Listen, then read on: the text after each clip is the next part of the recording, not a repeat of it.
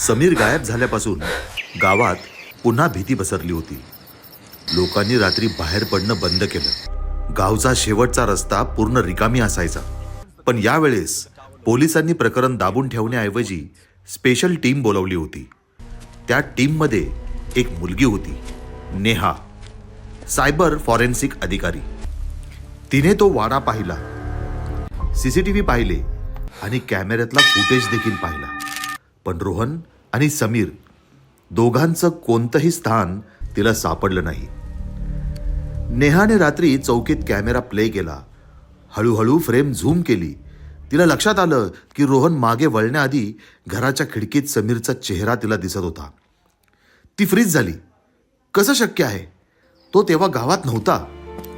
तिने time stamp cross check केला.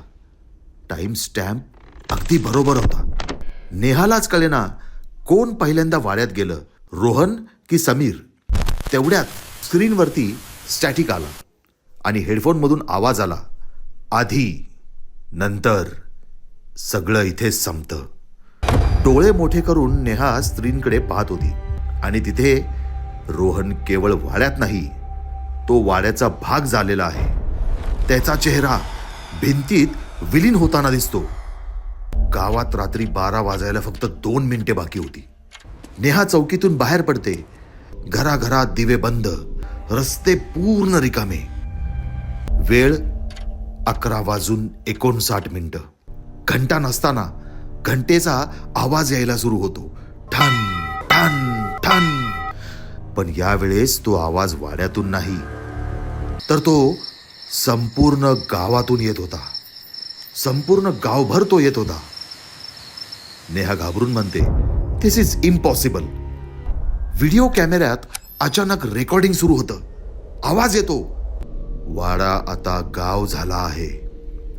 गावातील एक वृद्ध आजी नेहाला धरते आणि म्हणते, तिला कोणी वाचवलं नाही म्हणून तिची घंटा पूर्ण होत नाही.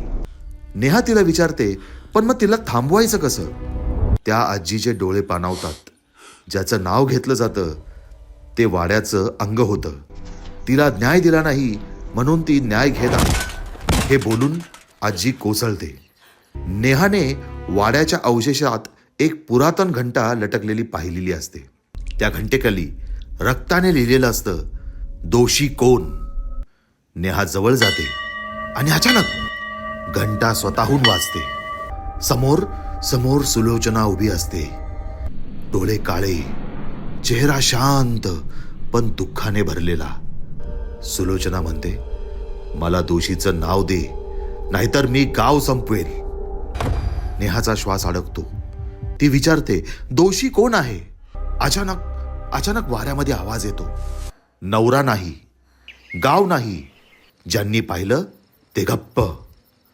नेहाला समजायला लागतं, दोषी हा तो नव्हता जो मरतो.